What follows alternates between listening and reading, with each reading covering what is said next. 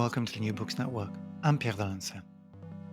In everyday use today, speculation usually refers to the strategy of buying an investment in the hope that it will appreciate in value in time. Well, that's all well and good. We have become used to this dimension of the markets. If it weren't for the 2009 financial markets crash, we probably wouldn't worry about the potential losses of investors gambling on speculative schemes. But why do we still rely on speculation at all when our world gives us greater certainty about the future than any before it? Few concepts guide our history as long and varied as speculation. Long before we saw speculation in the financial markets, speculations have been part of the methods of theology, epistemology, science, and philosophy. Speculation has been vain, mere, and divine, and it has given rise to manias, bubbles, crashes, and to new ways of seeing the natural world. A new book by Gayle Rogers, Speculation, A Cultural History from Aristotle to AI, traces some of these speculative adjectives and the intellectual histories that they represent. Gayle Rogers is Chair of English at the University of Pittsburgh, and I'm very happy that he joins me now to discuss the book and his work. Welcome to the show, Gayle. Thank you so much for having me. Gayle, thank you. This has been an incredibly fun book to read, partly because I was expecting at every single page to find tips for gambling and for card games, and Sorry. the story itself is incredibly rich and surprising. But before we get into any of this, I want to hear a little bit about you and about how you got into this area of research and why speculation, why now, and why you. So the project started innocently enough, as many projects do, with a curiosity about how and why we plan our futures the way that we do, and how we take risks on our futures. How and why some people are willing to take risks in the ways that they are, and that others shy away from that. Of course, I did all of that before this pandemic made us think even more pointedly and differently about risks and risk taking than we do now. So, as I started thinking about this term, I started researching it, and it just kept popping up everywhere. And as I mapped it out, I saw that it mattered a great deal to Geoffrey Chaucer, to Francis Bacon, to Jane Austen, to Adam Smith, to Wall Street traders, to the people who program computers now to trade um, in high frequencies. And I thought, there's got to be a story here. There has to be a story of how and why this term means so much to so many people. And as I was writing the book, the most common question I would get when someone said, what are you working on? I said, as a book, the history of the concept and practices of speculation. They would say, oh, do you mean, the gambling on Wall Street, or do you mean thinking? And my answer was always both. And that's exactly what I was trying to understand myself, is how and why those two things were linked over time, and how and why it was that for centuries speculation meant contemplation for the most part. And then long about the mid 1700s, it came to mean a mode of gambling that we associate with risky wagers on the future, and how those two became entwined and also spread out to this booming world of genre of speculative fiction, um, and to a world of thought that we call idle speculation that is still with us, that came from Calvinism, to a whole other modes of thinking that we still live with. And as I kept seeing that everywhere, I just needed to understand what it was about speculation that feels so stigmatized, immoral, insubstantial, and risky, and yet so familiar and so ingrained in everything that we do. When we just buy an insurance policy, we're speculating. We do this every day, and yet we don't really have an understanding of how and why we have done it for centuries. And so that was essentially the questions that I wanted to answer. Um, and it took 2,500 years of history to be able to do that accurately. And I still didn't even get to the card tips. Well, maybe we'll have some time at the end to, to go through this or record a special That'll bonus. be the sequel. Before we proceed, I want to ask you a little bit about your method and your situation of this inquiry in literature and also in philosophy.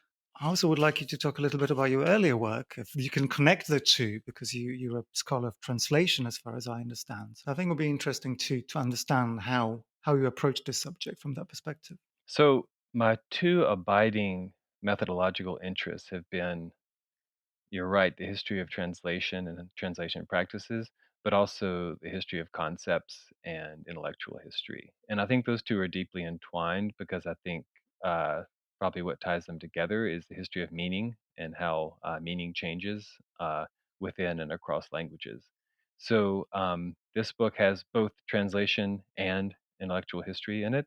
Of course, the word speculation passes from Greek to Latin to, we think, Middle Old French to English, and then across many other languages in the course of the book.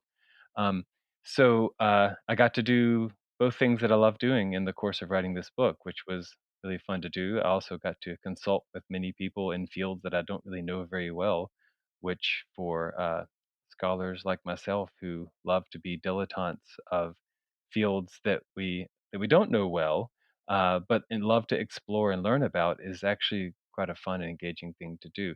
So the book is in part a history of exactly what you said, how meaning changes, and but to me it's also about why meaning changes. Why do we keep looking at this word speculation and deciding it doesn't quite mean what we want it to mean, so we need to make it mean something different. And we do this with words all the time. Um, and that's part of how societies as a whole decide that, come to a consensus that language is not functioning the way that we want it to function. And so we put ideas behind words and make them signify differently. And I think that's a profound part of cultural history, which is the field that I think I'm most closely identified with. Well, kudos for choosing a word that starts with nearly as much ambiguity as the way you portray speculation does. I mean, I think we can't avoid going through some of the timeline here to arrive at some of the questions and to arrive some of the uncertainties that you maintain pervade until today. But we're starting with the mirror and the watchtower. I mean, that's a point at which this concept could have gone really in any direction, or at least in one of two quite divergent directions. So I think it would be great to give us a bit of a primer, if you don't mind. Sure. So essentially, there are two similar but etymologically related but distinct terms operating in Greek and Latin. One is speculatio, is the Latin concept that's associated with it, and the other is speculum. Speculatio is associated with a watchtower. It comes from specula. Watchtower means to look out, look toward the future, so a Mhm, promontory. So you can think of the conceptual associations here with projection, futurity. Speculum, mirror, looking at oneself, introspection, looking at the here and now, looking inward. Those become two very different, very vital concepts in Christian theology, in classical philosophy. Boethius becomes a major figure in championing speculatio as a translation of Aristotle's theoria, the mhm, highest form of human thought, while a whole host of Christian philosophers champion the mirroring concept of speculum as actually a way of seeing God's work in the material world. Right?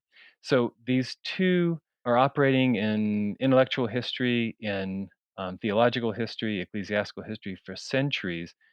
They're distinct, but they also speak to one another a great deal. They overlap in the Middle Ages. They're never fully entwined, certainly, but they certainly inform one another. So by the time they come into English as this word that Geoffrey Chaucer first introduces as speculation, I'm not a scholar of medieval English, so I can't claim to pronounce it perfectly. Um, in the late 1300s, he clearly seems to signal Boethius's version of projection, mhm. forward looking, theoria, looking to the divine. He He brings it into English through a translation of Boethius's Consolation of Philosophy, but he definitely has a hint of speculum, the looking inward, the Yeah. idea of introspection in it as well too.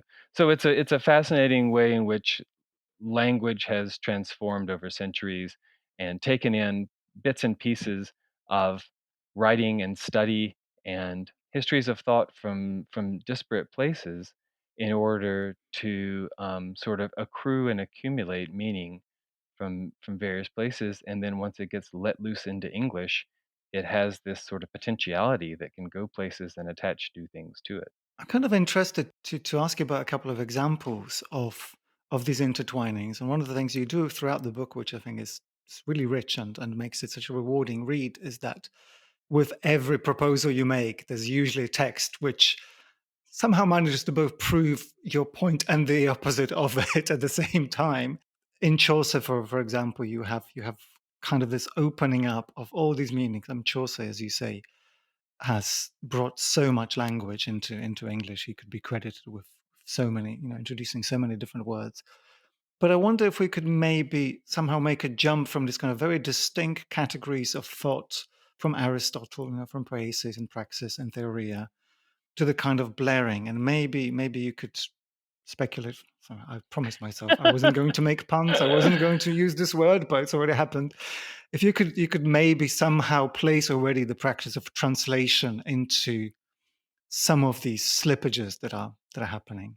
Sure. So every every language creator, uh, especially antiquity, all through the Middle Ages, is a translator of some sort. It's almost necessary.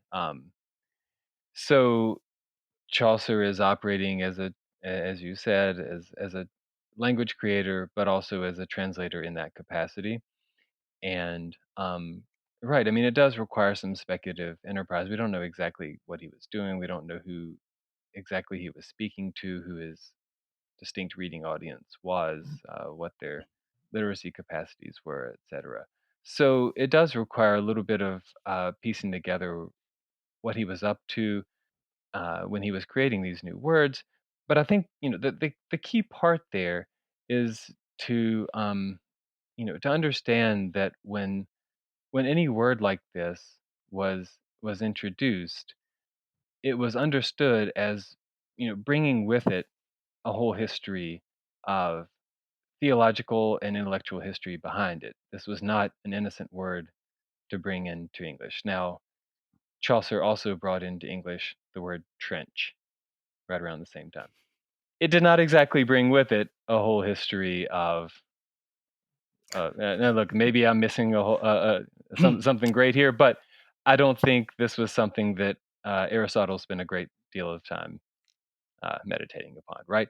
So, Yeah, I'd probably give you that one. Though I, I'm sure soon enough we'll be I, reading a book right, about I trenches. await correction, but right. So but the point is, not every word has this sort of history behind it. Hmm. Whereas Boethius had spent a great deal of time and labor specifically translating Aristotle's Theoria into Speculatio, which Chaucer translates into Speculation, right? So there we are. We've got a very, very clear line. Now, you noted something really important that happens throughout the book, which is every time there's an example, there's also some minor variations and sometimes counterexamples. That's the way language operates. It's not like Hmm. uh, the minute we decide that we want to shift the meaning of a word, that all of a sudden everyone decides the meaning of that word is changed. We see that in Yeah. the present with the way that a word like queer has changed over time, but is also not changed over time by generation. And you can survey generations Hmm. about what's the connotation of this word, what's the affect of this word, and you get varied answers, right? So linguistic change and semantic change and connotative change is never just a sort of instant pivot. It takes time, even when it happens as quickly as it does in the present. Imagine how slowly it happened before you had social media to help accelerate the process, right? So Hmm. so right, these are slow moving things, but part of what makes that flourish is that when Chaucer releases this word, we start to see um, Dictionaries try to say, well, what does this mean? What are its equivalents in other languages? Where else can I use it? Where else can I see it? We start to see poets use it. We start to see sonneteers use it. We Mm. start to see all sorts of writers use it and say, what can I do with this word? It's sort of a piece of clay that I can shape into something different. The rules are unbound because we don't, there's not yet any kind of policing around the word. There's no Oxford English Dictionary, right? There's no academy that's guarding the boundaries of this word. And so one of the first really tight formations around the word, since what really does make these things stick is just repetition, comes with the printing press when you have an Yeah. overwhelming majority of printed texts being from the Protestant Revolution and the Calvinists printing text after text that say idle speculation, idle speculation, idle Mm. speculation, beware idle speculation. Well, then you get an adjective that modifies this word and starts to give it shape and meaning, just in the same way that we see, politicians now just put a modifier in front of a word so that it suddenly the noun itself gets so identified with whatever precedes it that you've, Yeah. characterized your opponent or whatever it is, right? So idle speculation becomes a phrase that means useless thought. So what used to be for Boethius and for Chaucer contemplation of a higher divine mind, a higher form of connection with what is out there and beyond from the watchtower, now becomes wasted, uh, Mm. empty, vacuous thought. Thought not put into action, not put into deed in the world. And that becomes immensely dangerous, as you can imagine, in the Protestant worldview. And that's kind of what sets into motion the plot of the rest of the book.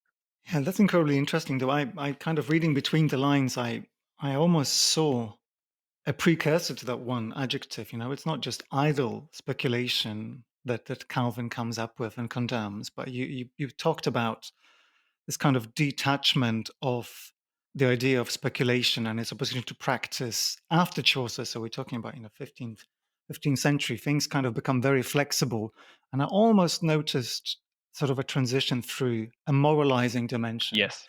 So I was thinking a second ago when you were talking about these modifier adjectives. I was thinking about fake news. That might have been one of the Exactly. examples that would have come up with. But I'm sort of at the risk of being trivial. Before we have fake news and Donald Trump, we also have a crisis of public confidence in the institutions that takes quite a while before the adjective kind of comes. So while it's quite fun to blame everything on the Reformation, I think there's some kind of beginner Puritanism happening there before. What I'd like to ask you about now is a little bit how we begin to deal with this by now, by the Reformation, quite well defined dichotomy of different types of Mhm. knowledge. So we have, in Boethius, speculation as something that's incredibly useful as a way of acquiring knowledge. But then the Reformation sort of puts a stop to that. Right. Speculation suddenly is not a way to know God, to create knowledge at all. This is maybe a too big a question, but how on earth do we deal with all these dichotomies in either the history or even trying to read what's happening in the text that you look at? Believe me, yes. The present was very much with me as I wrote this book. Um, and as you surely saw, this was part of the 20th century as well, when the Mm. research that Einstein was doing, that Max Planck was doing, that Freud was doing was all called speculative research and was dismissed for not being empirical. What happens is Francis Bacon is plodding along doing his work, and he wants to say, I don't need speculation. Isaac Newton says, I don't need hypotheses. And eventually, Bacon comes to see, and this is in Sprat's History of the Royal Society in London as well. Um, Mhm. they come to see that there's no way for science to advance, this new science to advance, without speculation. that they can be as dogged as they want to be about practical experimentation only. So practice becomes the antithesis Yeah. of speculation. So practice meaning what you do in the material world with your hands, not what you do with airy, ethereal thought. But there's no way for it to advance without imaginative projection. You've got to dream up where you think the experiment is going to go. You've got to imagine what the results might be. Otherwise, you're not really doing anything except you're not, to use Bacon's preferred terms, advancing knowledge. Uh, the terms that we use for this now in STEM fields are design and implementation. Mhm. So speculation kind of feeds what now is design. The idea of dreaming up prototypes and proof of concept. Yeah. That side of the world. So as much as early science tries to follow at first this Protestant denigration of speculation, and it gets lampooned famously in Gulliver's Travels, where you have the projectors of the Academy at Legato, and they look completely silly for just being these, what the way that academics are Yeah. lampooned today for sitting up in an ivory tower and thinking up jargon-filled articles and books about 15 syllable terms that mean nothing to nobody, right? Um, Yet, uh, time and again, as I try to show throughout the early part of the book, there's the concession that science simply does not advance. Science simply remains static without speculation. And so that tends to be the driving force. And that kind of sets up the way that speculation comes into finance as well, which is where you have Adam Smith, who models capitalism on science and says exactly the same thing, which is you know, there's really no progress in capitalism without this engine called speculation, which is dreamers saying, "I think I've got an idea for how I'm going to make a profit, and and here's where I imagine it's going to go." And so we can do all the buying and selling and trading that we want to do, but without a dreamed idea at the start of it, there's nothing. But I think we still. Maybe I'm in a moralizing mood today, because I'm going to come back to something that again I saw happening a tiny bit earlier. So right after Bacon, you refer to Robert Boyle, another scientist who was extolling the virtues of speculation and practice, Hmm. who could conspire together, which is, theory practice. We know how it works, but of course, very quickly again he goes into understand that speculations could be productive or unproductive. They could be good or bad, and there's this just moral inevitability. We can't look at this term without requiring another concept by which we judge. By the time it gets to finance, and of course we'll spend some time on this because it's what happens for the last 200-300 years, and we time and again need to have some kind of moral reference point. Do things Yeah, the change? moral origins come from a classic Protestant Catholic divide over utility, works versus deeds. That classic debate. Weber gets at this. So this kind of gets to finance really well.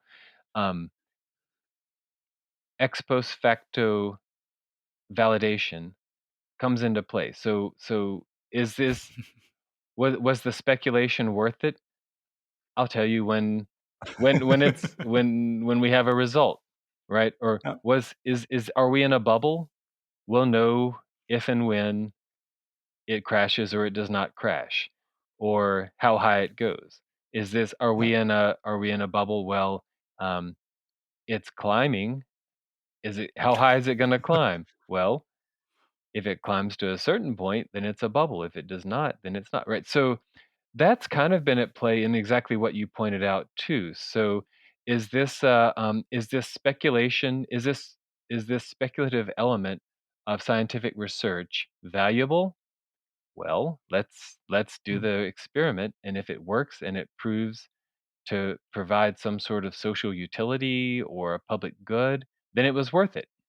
And if it fails, this is something that Daniel Defoe railed against all the time, then if it fails, then no, it was not worth it. Well, okay, but how did we know until we did it, right?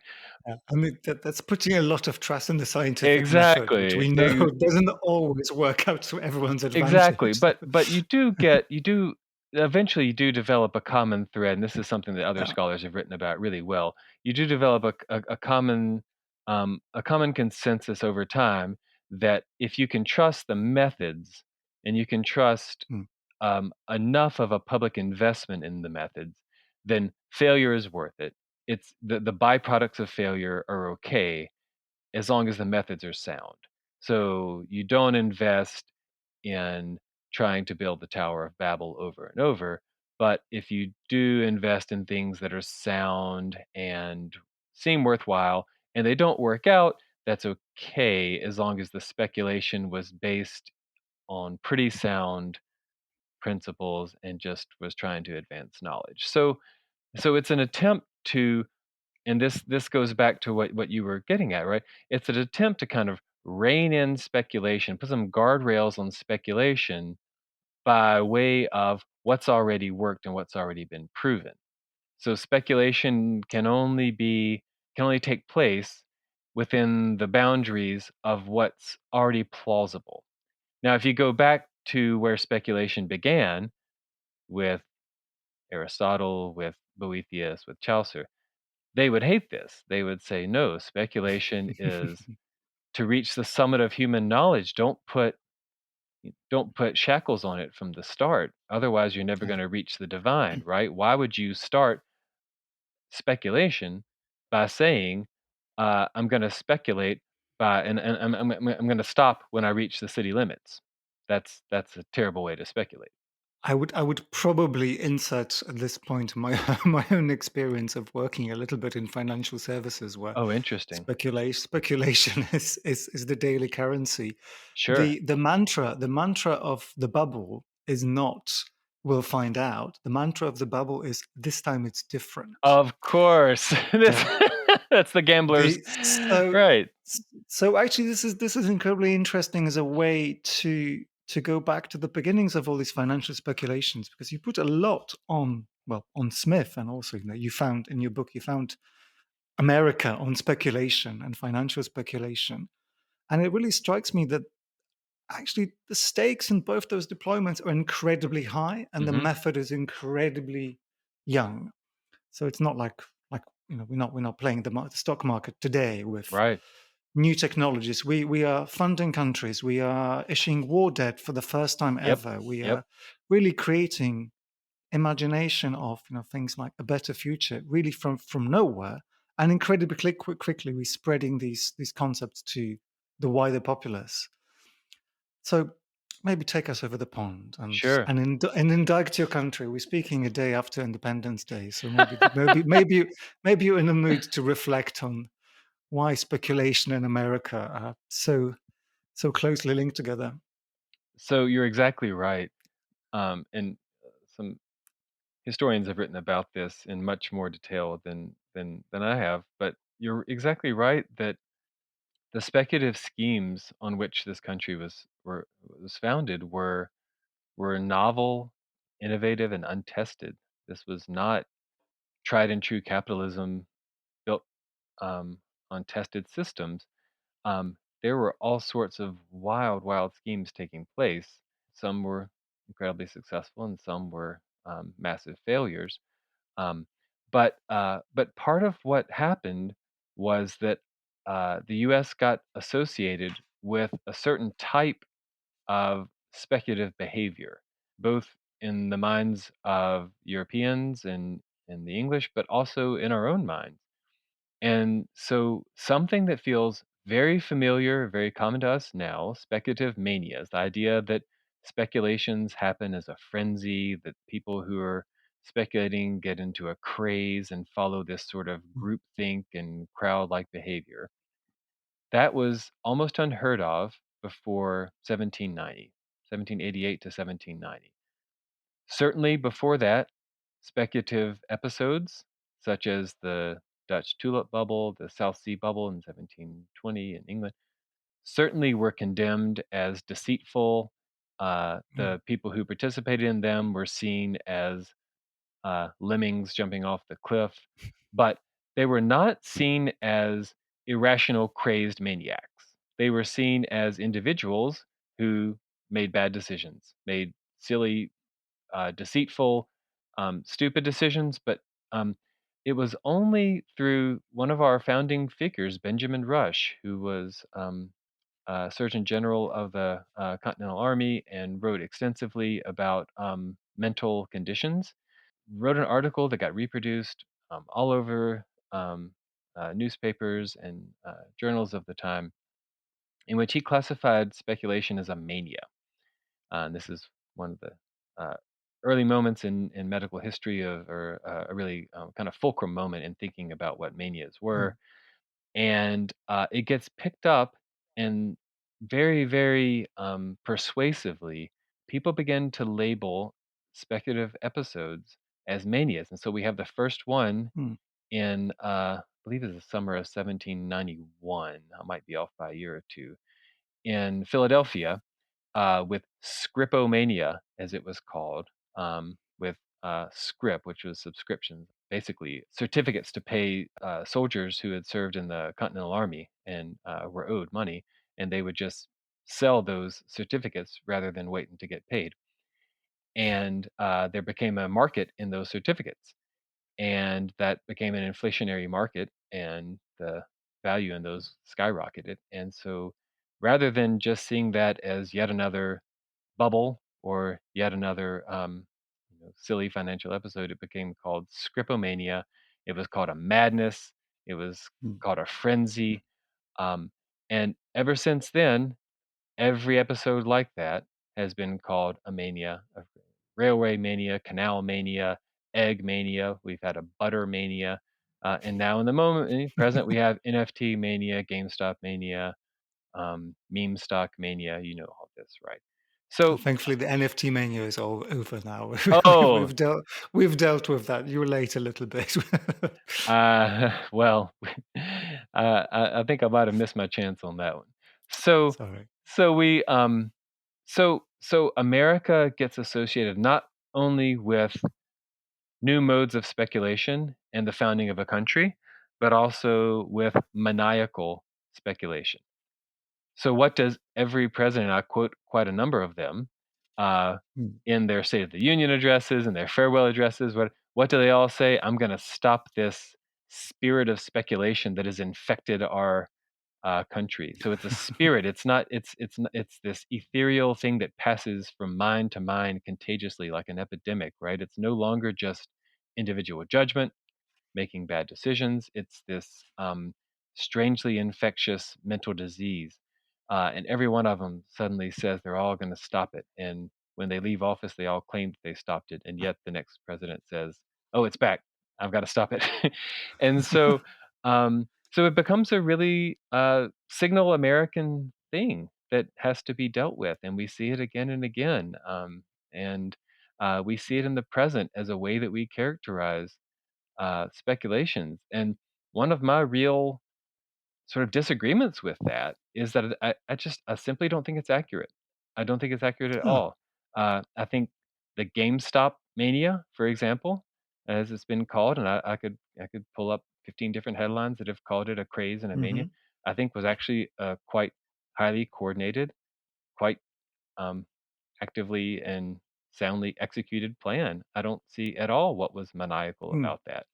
Um, I think it was, from all the looks of it. I mean, does it was it risky? Certainly, but I don't see how anyone, maybe some people, but I don't. It does not look to me like irrational, crazed, maniacal behavior. It looks like some people made a plan and followed it. And I think that's the mm, way that actually a lot of these things happen.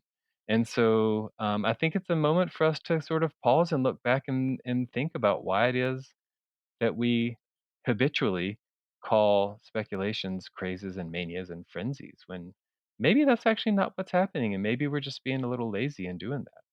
Oh, that's super interesting. Along the trajectory of the book, there's clearly enough evidence of, not all these manias going completely wrong. It's not, you don't present us with a catalogue of one disaster after another. Like, just to kind of go with your own thinking about this, I was drawn in by this description as you were, as a non-American, but once you kind of see the America's idea of this speculative haven in which you go and try out your luck, however poorly founded your ideas are, Right. it sort of makes sense. It's part of the mythology of the country. But one thing that you did that was really interesting is you almost brought it into parallel with some of the speculations in the French Revolution. It's not exactly one for one, but there is something there because France, of course, decompresses from its kind of revolutionary mania reasonably quickly. It definitely hasn't maintained any of that ethos now. It's not a crazy place in which people go and speculate to their heart's content. So I wonder whether that's something that we could dwell on for a moment, or maybe think a little bit about how other languages and other literatures deal with those concepts in parallel. That's a really good one. So, one small detail that I found in my research that I loved was in, I believe it was one of the books that Elizabeth Fox Genovese and Genovese co-wrote. It could have just been one of the two of them. I can't remember exactly. Um, One of their histories of France had just a small detail that the French used to refer to their Antillean possessions as speculations. But that's what they referred to they refer to the islands themselves as speculations, Yeah. right? So they imagine them the way that a trader might imagine Yeah. speculative assets. And I thought that was a brilliant way of aligning colonial possessions as fluctuating bubble-like assets. That was accurate because of the ways in which, of course, the material resources that they were extracting from them did fluctuate wildly, with wars, revolutions, rebellions, etc. So that's there, and examples like that are there all the time. There were some fascinating moments where the term seems to spread, even though speculation comes into English from Romance languages. English seems to give it back to Romance languages after Adam Smith. So Smith's term seems to give it the most powerful sense of risky financial gambling. And yet at the same time, there was a Dutch Jewish writer, Isaac de Pinto, who wrote a much translated theory of credit that was translated into English in the 1760s. I believe he originally wrote it in French, and that talked about speculation a good bit. That might have influenced Smith. So there was a lot of good exchange. It's really tough to kind of get the causality of Hmm. who was influencing who. Smith himself had been in Switzerland and France just before writing Wealth of Nations, meeting with the physiocrats. So if I were a detective and could really get all the way down to who used it first and who influenced who, I would love to. This is one of those great paper trails that will probably never settle completely. It seems to come through Goethe in German, and I'm not 100% sure, but right around. Everything I does. know, right? Eventually, everything traces together. Shocker, right? So, but right around the same time as well. Um, so, uh, so there seems to be kind of a flurry of linguistic exchange right around the same moment in the late 1700s. The really interesting plot line that's beneath all of that is that the sense of speculation that Smith imports into English, that he really wants to accentuate, comes from gambling and smuggling. So Hmm. he doesn't want simply to have speculation mean high risk finance or riskier than normal propositions that one might take within capitalism. He really wants it to be a tainted term in Mhm. in in his political economy, both because of the risk that he just saw the Ayr Bank take in his own Scottish context, but also because of what he'd been reading in financial reporting and journalism from 1750s onward. And so he was picking the term up from where it had been used for tea smugglers, um, and others who were trying to, dodge taxes, basically. And so they had been called speculators, and that had been called speculation in rum trading and things like that. So they were gamblers, and they were associated with the itch of gambling or the addiction of gambling. So that's part of what Adam Smith is trying to bring into to the English language, in much the same way that Geoffrey Chaucer was trying to bring in some of the additional senses of speculum that had been developed across the Middle Ages in high theology.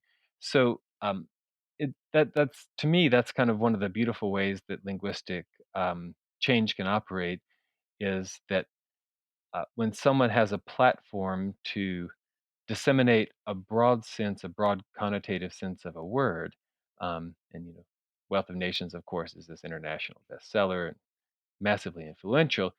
They can do a lot with that term, and he uses the term many, many times in Wealth of Nations. They can do a lot with that term and work it over and shape it into multiple forms in ways that someone who used it more routinely perhaps wouldn't have the means or capacities to do. Yeah, and yet again, we have this kind of moralizing principle emerging, while Smith is definitely trying to, have his wicked way with speculation, and he sees it as incredibly useful for his ideas of the economy. He still wants to wag a finger at the wrong type of speculation. This is one of the headlines for me of writing this book, is that nobody ever uses the term speculation neutrally. This is what part of what amazes me about this book is it's almost like the term Yeah. justice, right? No one can say justice neutrally, right? Everyone who says it has something has some idea behind what they mean by it. And yet speculation, which seems far less loaded than justice, it's actually exactly the same. No one means nothing by it. So is there a relationship with understandings of risk? I mean, you mentioned risk straight to the top of the conversation as one of the things that interested you in looking at this intellectual history. And I come back to this word because we have, science now about the public understanding of risk. We have actuarial Right. science. We don't necessarily talk about speculation when it comes to insurance, even though it's clear from early work and the things that you cite that those concepts are really close together. But we have preset attitudes towards risk. And I think that to a certain extent really has trained us to be able to accept certain types of risk without necessarily questioning those kind of frictions that maybe the word speculation, while it potentially means something very similar, has never really shed. I was interested I was interested in looking at the explosion of the financial market speculation in the US with the advent of the ticker tape, and particularly again thinking about risk, thinking about ways in which financial instruments themselves are created, particularly to introduce risk, to introduce speculation. So I'm not just talking about gambling on a stock market.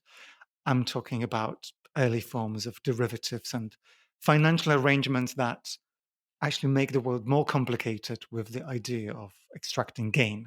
That's a great question. So, one of the most common introductions to risk that people have is when they get a job and they get a retirement Hmm. account. And you go and you sit down with the retirement advisor, and you choose your retirement portfolio based on your risk tolerance. And they've got that little Hmm. wheel or that little semicircle that says, what's your risk tolerance? Aggressive, moderate, or conservative, right? And you're exactly right. People are okay with using the term risk there. Now, what if that, instead of saying, risk tolerance, what if it said speculator? What kind of speculator are you?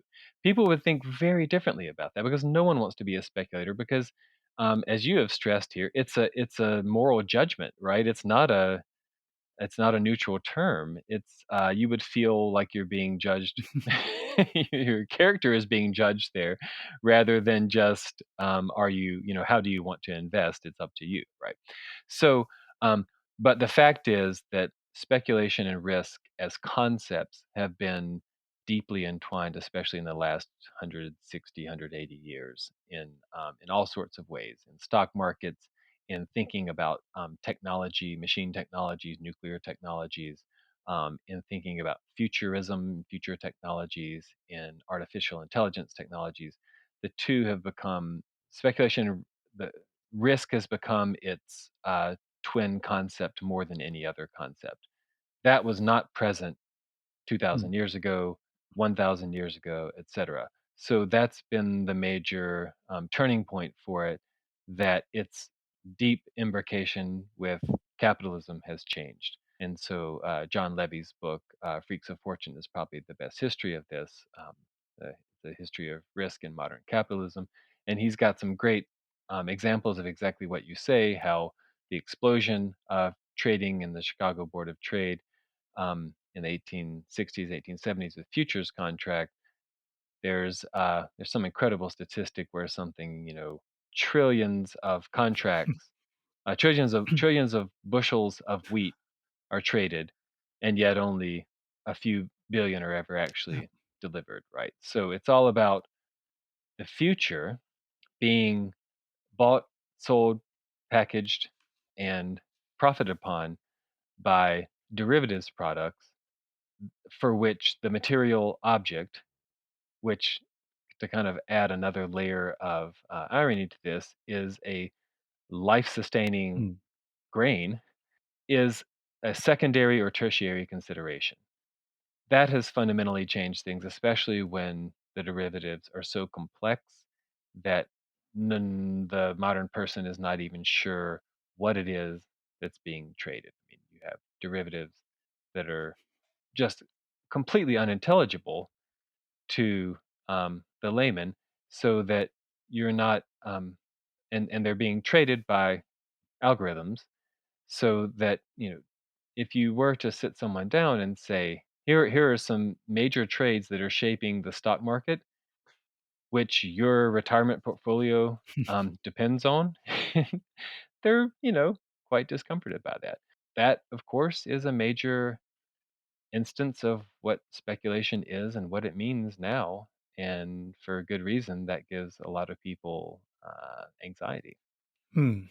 Yeah, I'm trying to think about my times in financial services where actually this yeah speculation was the nice bit, like being able to sell the dream was the fun bit. The actual performance of the contract was was always left somewhere else. And of course we have this kind of Exactly. slightly strange and not necessarily correct readings of, say, the 2008 financial crisis, in which infamously even the traders didn't understand what they were trading. I mean, that's a very simplistic Right. reading of a cultural history of an event that had multiple inputs into it. And Sure. Well, part of what fascinated me though in writing the book was this arc where we go from speculation as the peak and the summit of human mental aspirations and loftiness in Boethius, to what some would argue is not human at all, which is yeah. computational machine driven trading. I make the argument that that's not quite accurate. There's still human inputs, there's still human programming, there's still right. So we don't want to say it's entirely inhuman, but it's certainly not fully human. So there's a really interesting arc there that we need to trace over history, and we need to think about what it means for us, to think about the ways in which speculation, at least in quantity, is largely taking place without our Yeah. minds. Yet at the same time, there's also 7 billion of us who are all speculating in this other way, which is thinking, dreaming, contemplating, purchasing insurance policies that protect us against future unknowns, taking risks, hedging, doing all sorts of other speculating. So, how that quantity measures up in unquantifiable ways against what's happening in flash trading is something that I don't know how to. I mean, this is the sort of speculative ending of my book, which is I just don't know what to do with that. And the where this might appeal to you is given your own history is like where this book really started. Where I got this from was in Tom McCarthy's Remainder, where the unnamed narrator wins this lump sum. He goes and invests it, and he wants to understand how speculation works. And he goes to a financial advisor and he says, "I want to put all my money in the stock market." And he says, "Well, what makes the stock market stay up?" And the advisor says, "Well, all these people think that that assets have value." And he says, "Well, what if they stop thinking it?" "Oh, well, then they go down." And he says, "Well, they go down when I lose all my money." And he says, "Well, yeah, but we don't think that'll happen." So that's basically it. It's collective imagination projects things upwards and sustains them. But what is that?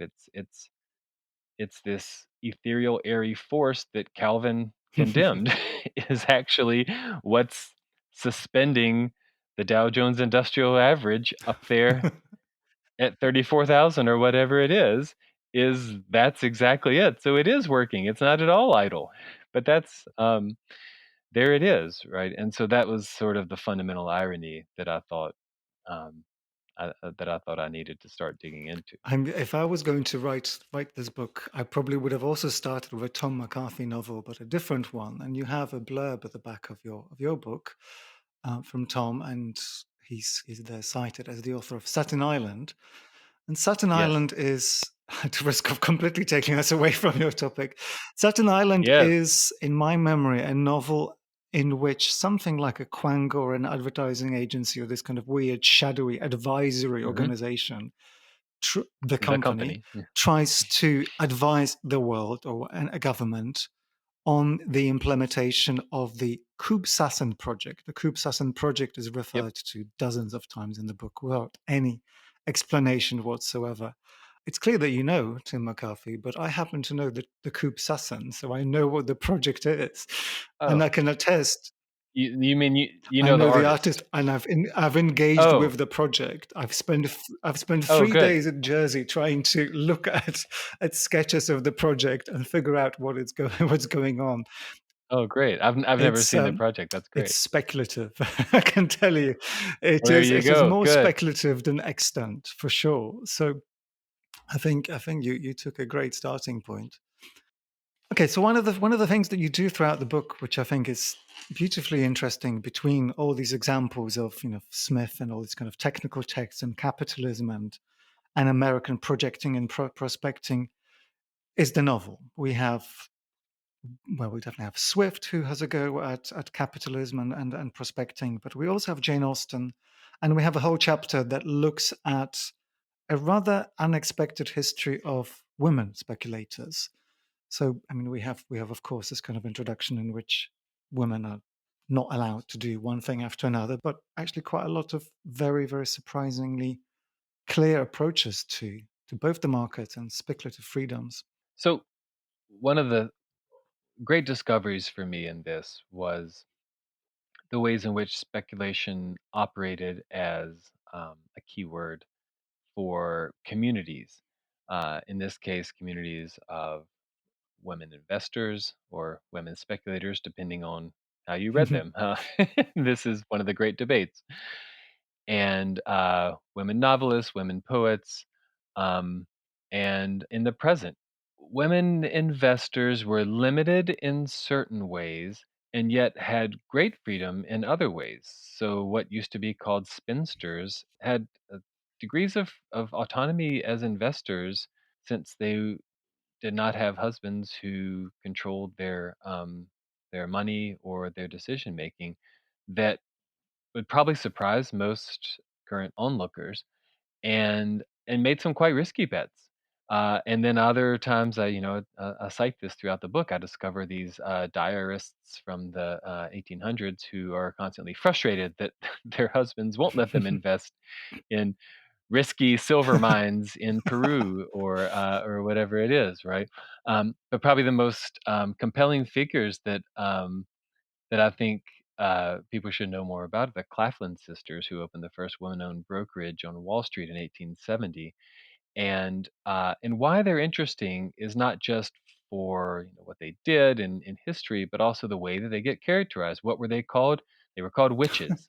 Where did they come from? What was their history? Well, they were, and there's no two ways about this. They were frauds. Their history was that they had traveled around the Midwest doing magnetic healing, which of course was fake, and they would dupe people and pretend to, and they were clairvoyants. Their father was a snake oil salesman and medical quack, etc. So they came by this quite naturally, but they were very successful.